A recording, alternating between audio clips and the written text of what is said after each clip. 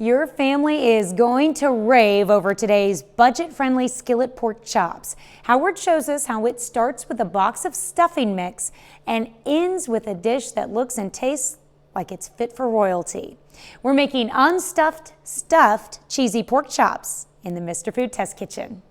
When it comes to planning what to make for dinner, many of us are looking for meals that are easy on our wallet, yet don't make us feel like we're counting pennies.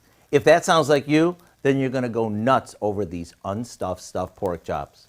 To get going, we prepare a box of shortcut stuffing mix according to the package directions, except we add in some sliced fresh mushrooms. Now while that sits, we saute our thick cut boneless pork chops that we seasoned in a bit of oil. Once they're browned, we top each with a scoop of our stuffing and place a slice of Munster cheese over that. Layering them like this is a lot easier than trying to stuff them. At this point, we'll add some white wine, cover it, and let it cook just long enough for the cheese to melt.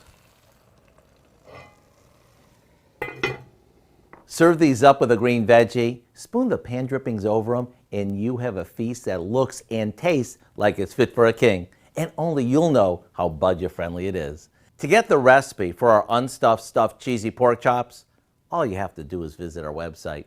I know you'll be glad you did.